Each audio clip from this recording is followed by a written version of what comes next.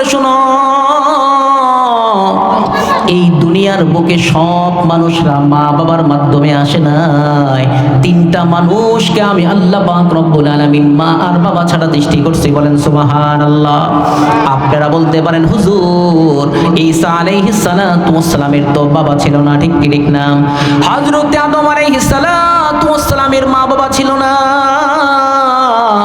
হযরত হাওয়া আলাইহিস সালাতু ওয়াস সালামের মা ছিল, বাবা ছিল। কয় না না না, সুতরাং আদম আলাইহিস সালাতু ওয়াস সালামের মা ছিল না, বাবা ছিল না, হাওয়া আলাইহিস সালাতু ওয়াস সালামের মাও ছিল না, বাবাও ছিল না, আর ঈসা আলাইহিস সালাতু ওয়াস সালামের বাবা ছিল না। প্রশ্ন করতে পারেন হুজুর আল্লাহ পাক রব্বুল আলামিন এই তিনজন ব্যক্তিকে মা বাবা ছাড়া কেন সৃষ্টি করলেন? এই প্রশ্নের জবাবে আল্লাহ পাক রব্বুল আলামিন বলেন, বান্দা শোনো, আমি চাইলে এই দুনিয়াতে মা আর বাবা ছাড়াও সন্তান সৃষ্টি করতে সক্ষম। আজকে হাজারো যুবক দুর্মুট মাজারে গিয়া পেট ডলে,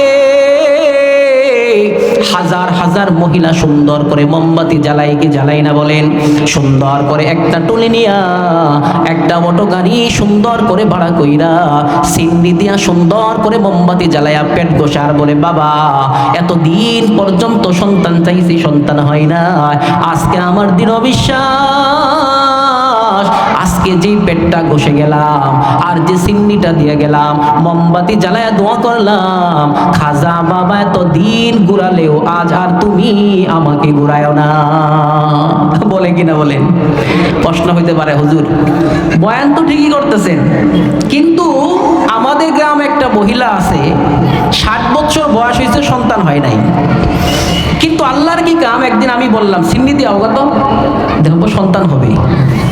আমার কথা মোতাবেক একটা অটো ভাড়া করে নিয়ে 10 কেজি চাউলের সিন্নি দিয়া পেট গইসা আইছে। আলহামদুলিল্লাহ 1 মাস পরেই সন্তান পেটের ভিতরে চলে আসলো। এখন আপনি কি বলবেন? প্রশ্ন হয় কি হয় না? হাজারো মহিলা আমার আছে কিনা বলেন? মাজারে যেদিন পূজা করছে সিন্নি দিছে, এরপর থেকে গর্ভবতী হয়েছে। আল্লাহ পাক রব্বুল আলামিন বলেন, বান্দা ভালো করে শোনো, মহিরম কুলের মানুষরা ভালো করে মনোযোগ দাও। 60 বছর বয়স হয়ে যাওয়ার পরেও একদিন পর্যন্ত আল্লাহ পাক রব্বুল আলামিন সন্তান তোমার পেটের ভিতরে দেয় নাই, অথচ খাজা বাবার দরবারে একবার গিয়া সুন্দর করে মোমবাতি জ্বালায়া, একবার পেট গইসা মোমবাতি জ্বালায়া দোয়া করার পরে তারপরের দিন 15 দিন পর থেকে আলামত প্রকাশ পায়, এইবার আমার স্ত্রী গর্ভবতী হয়ে গেছে। আল্লাহ পাক রব্বুল আলামিন বলে, বান্দা শোনো, একটা কথা ভালো করে তোমার জেহেনে থাকা দরকার, আমি মালিক আল্লাহর প্রতি মানুষ যে পরিমাণ ধারণা করবে, আমি বান্দার সাথে ওই পরিমাণই আচরণ করব। বান্দার ধারণা ছিল খাজা বাবার দরবারে যাওয়ার পরে আমার পেটের মধ্যে একটা সন্তান আসতে পারে, বিশ্বাস আল্লাহর প্রতি না, ওই বিশ্বাসটা চেঞ্জ হইয়া খাজা বাবার প্রতি গেছে। আল্লাহ পাক বলে, বান্দা আমি মালিকের প্রতি পরিপূর্ণ আস্থার ভরসা না রাইখা যেহেতু তুমি খাজা বাবার প্রতি তুমি মনোনিবেশন করেছ, সুতরাং আমি মালিক আল্লাহ সন্তান দিব, কিন্তু খাজা বাবার দরবারে যাওয়া ছাড়া সন্তান তোমার পেটে আমি দিব না। অনেক বন্ডপীর আছে যেখানে গেলে নিচু হয়ে যা। একজন আমার এক ভাই বলে, এক খাজা বাবার দরবারে গেছি, বন্ডপীরের দরবারে সবাই নিচু হয়ে যাওয়ার লাগে।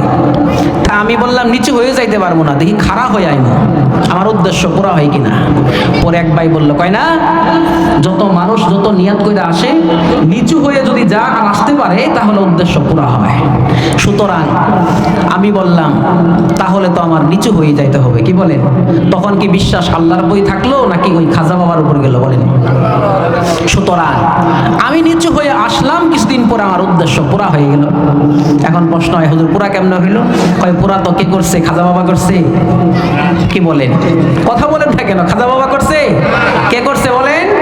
আল্লাহ পাকই তো করছে। কিন্তু সমস্যা হলো এক জায়গায়, তোমার যেমন ধারণা ছিল ওই ধারণা অনুপাতে ওই খাজা বাবার দরবারে যাওয়ার আগ পর্যন্ত আল্লাহ তোমার উদ্দেশ্য পুরা করবেন না।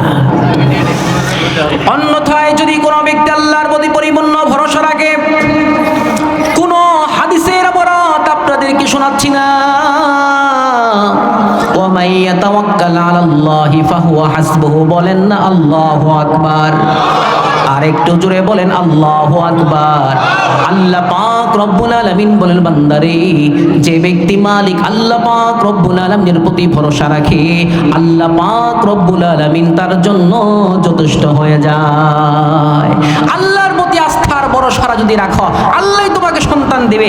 আর যদি সন্তান না হয়, এর মধ্যেও কল্যাণ আছে কিনা বলে। এটা আমার সাবজেক্ট না, আমার উদ্দেশ্য হলো সন্তান মা বাবার জন্য খেদমত করতে পারে আর আল্লাহর ইবাদত করতে পারে। এই লাইনে চলে গেলে আমার আবার অন্যদিকে যাইতে হবে। যা হোক, আমার কথা অনুযায়ী আমি আগাই। তাহলে এতটুকু আলোচনার মাধ্যমে আমরা কি বুঝতে পারলাম একটু বলেন তো সবাই? মা বাবার খেদমত করতে হবে কি হবে না? আল্লাহর ইবাদত করতে হবে কি হবে না? এই দুইটা করতে হবে। এখন আসেন, আমরা বাঙালি কিন্তু লাভ ছাড়া কিছু করি না, করি? যদি যেটা লাভ পাই সেটা করি, যেটা লাভ পাই না সেটা কখনোই করতে কি হয় না, আমরা রাজি হয় না। যদি মা বাবা বেঁচে থাকে তাহলে সশৈলদের খেদমত করতে হবে। আর যদি মা বাবা মৃত্যুবরণ করে থাকে তাহলে তাদেরকে ইসালে সওয়াবের মাধ্যমে কবরে সওয়াব পৌঁছাতে হবে। হবে কি হবে না বলে? আল্লামা ইমাম বুখারী রাহমাতুল্লাহি আলাইহি সমস্ত ব্যক্তিদের কাছে গ্রহণযোগ্য একটা কিতাবের নাম হলো বুখারী শরীফ। ইমাম বুখারী রাহমাতুল্লাহি আলাইহি রচিত বুখারী শরীফ। এই বুখারী শরীফের রচয়িতা যে ইমাম বুখারী রাহমাতুল্লাহি আলাইহি, শিশুকাল অবস্থায় তিনি অন্ধ ব্যক্তি ছিলেন। আওয়াজ দিয়ে বলেন, কি ছিলেন? অন্ধ ব্যক্তি ছিলেন। এমন একটা রোগ হলো যেই রোগের কারণে ইমাম বুখারী রাহমাতুল্লাহি আলাইহি হঠাৎ করে অন্ধ হয়ে গেলেন। অন্ধ হয়ে যাওয়ার পরে তিনার অন্ধত্ব আর দূর হয় না। তার মা ছিল আবেদা এবং জাকেরা, তিনি ছিলেন ইবাদত গুজারি একজন মহিলা। আমি ইমাম বুখারী রাহমাতুল্লাহি আলাইহির মা বলে, আমার ছেলেটা যখন অন্ধ হয়ে গেল, দুনিয়াতে এমন কোনো চিকিৎসা ছিল না। তৎকালীন সময়ে যত চিকিৎসা আছে সব চিকিৎসাগুলো আমার অনুযায়ী আমি সুন্দর করে করলাম। ইমাম সুন্দর করে করার পরে ওই যখন আমি চিকিৎসাগুলো করলাম, করার পর থেকে নিয়ে সুন্দর করে আমার ছেলের কিন্তু অন্ধত্ব দূর হলো না। লাস্টে একটা রাত্রে 2 রাকাত সালাতুল হাজত নামাজ পড়া সুন্দর করে মালিকের দরবারে হাঁটু গেড়ে বসলাম আর বললাম, ওগো রব, যতক্ষণ পর্যন্ত না আমার সন্তানের তুমি চোখ ভালো না করবা ততক্ষণ পর্যন্ত আমি তোমার দরবার ছাড়ব না। কিতাবের মধ্যে লেখা হয়, আল্লামা ইমাম বুখারী রাহমাতুল্লাহি আলাইহির মা সুন্দর করে 2 রাকাত নামাজ পড়ে দোয়া করা শুরু করে দিলেন। দোয়া করতে করতে এক পর্যায়ে তিনি ঘুমায় পড়লেন জায়নামাজের মধ্যে। জায়নামাজের ভিতরে ঘুমায় পড়ার পরে এমত অবস্থায় স্বপ্নে দেখলেন ইব্রাহিম আলাইহিস সালাতু ওয়াস সালাম, আল্লাহর নবী ইব্রাহিম আলাইহিস সালাতু ওয়াস সালাম তার সামনে আসছে। আয়েশা বলে, ওগো মা, তোমার সন্তান অন্ধ, এই জন্য আল্লাহর কাছে দোয়া করছো। আমি ইব্রাহিম আলাইহিস সালাতু ওয়াস সালাম বললাম, আল্লাহ পাক রব্বুল আলামিন তোমার দুয়ার মাধ্যমে তোমার সন্তানের চোখ ভালো করে দিছে। এমত অবস্থায় জিকির করতে করতে ঘুমন্ত অবস্থায় ফজরের আযান হয়। ফজরের আযান হবার পরে সুন্দর করে ইমাম বুখারী রাহমাতুল্লাহি আলাইহির মা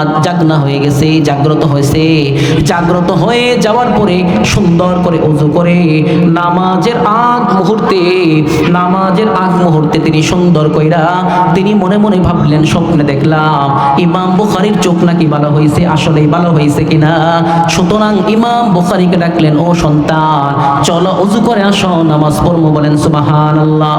এই কথা বলার পরে কিতাবে লেখে আল্লামা ইমাম বুখারী রাহমাতুল্লাহি আলাইহি সুন্দর করে দৌড় দিয়ে আসতেছেন আর চোখে দিয়ে সব কিছু দেখতে পারতেছেন। সব যখন দেখতে পারে সুন্দর করে বলে, আম্মু,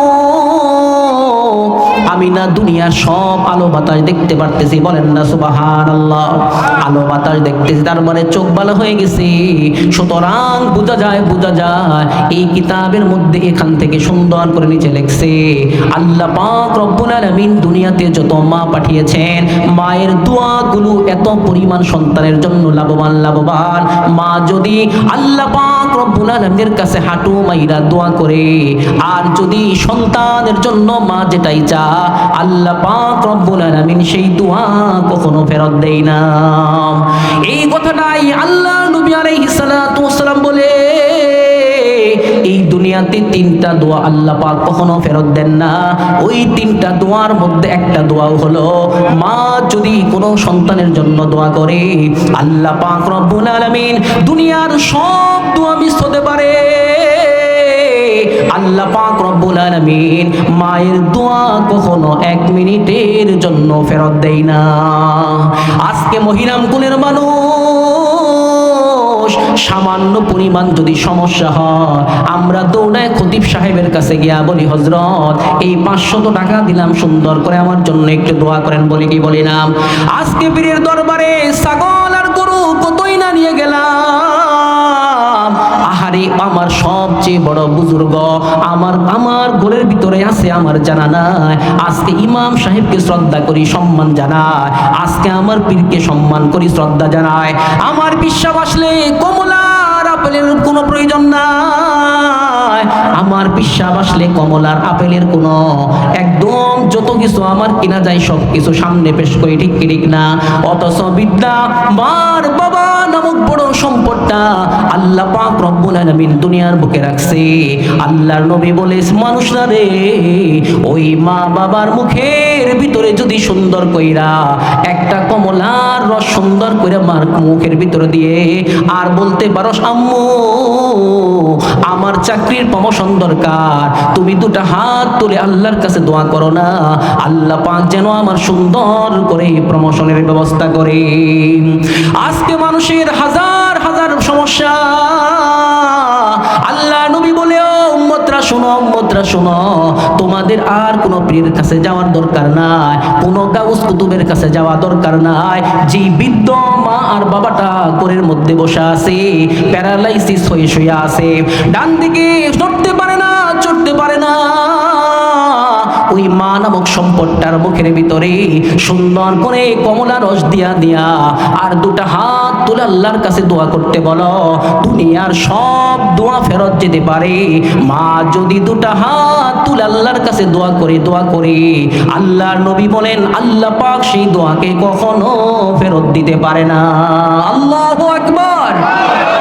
সুতরাং এতক্ষণ আলোচনার মাধ্যমে জিনিসটা আমরা বুঝতে পারলাম, সেই জিনিসটার নাম হলো একমাত্র আল্লাহ পাকের আমরা গোলামি করব।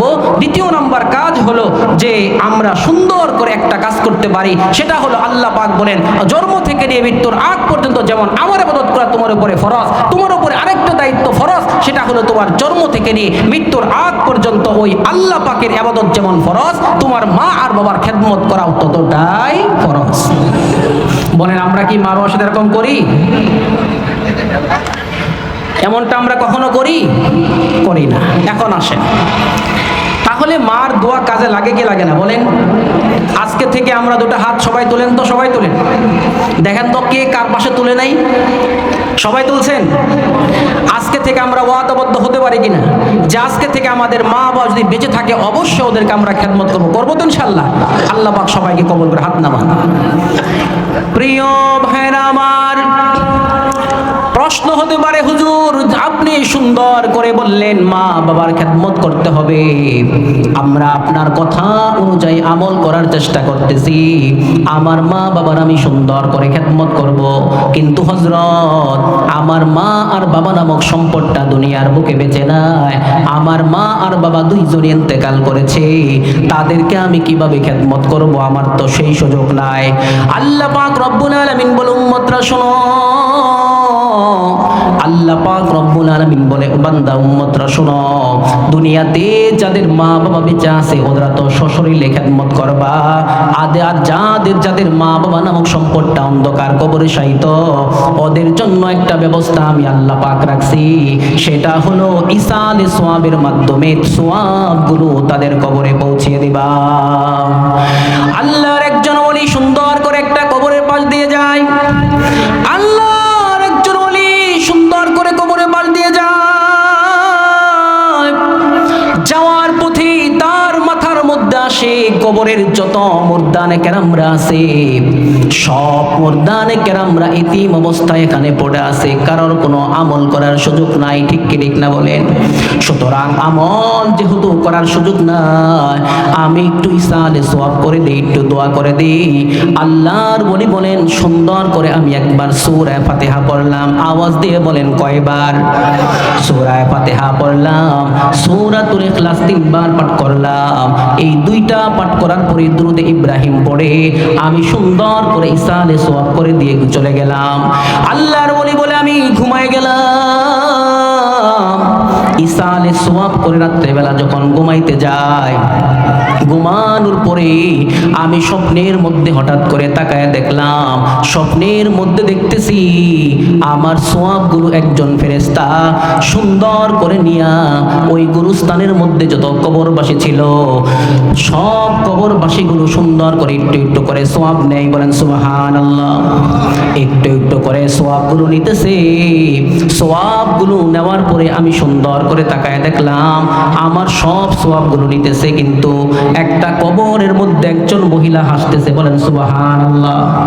মহিলা হাসে, সে সওয়াব নেয়ও না, মাঝখান থেকে সে একটু একটু করে হাসে। আল্লাহর ওলি সুন্দর করে বললেন, ও মা, দুনিয়াতে যত মুর্দা আছে এই কবরের মধ্যে, এই গুরুস্থানের মধ্যে যত মুর্দা আছে সব মুর্দাগুলো সুন্দর করে করে তিনি সওয়াব নিতেছেন, অথচ তুমি হাসতেছ, তুমি তো সওয়াব নিতেছ না, তোমার সমস্যা কি বলো? এমত অবস্থায় আল্লাহর ওলির এই কথা শোনার পরে ওই বৃদ্ধ মহিলা বলে, আমার একটা নেককার সন্তান দুনিয়ার বুকে রাখছি, সুতরাং ওই নেককার সন্তানটা কোরআনের আমল করে, কোরআন পাঠ করে, কোরআন পাঠ করার পর আল্লাহ পাক রব্বুল আলামিন যতগুলো সওয়াব দেয় সব সওয়াবগুলো আল্লাহ পাক রব্বুল আলামিন সরাসরি আমার কবরে পৌঁছায় দেয়। এজন্য আর কোনো সওয়াব আমার দরকার পড়ে না। বলেন সুবহানাল্লাহ।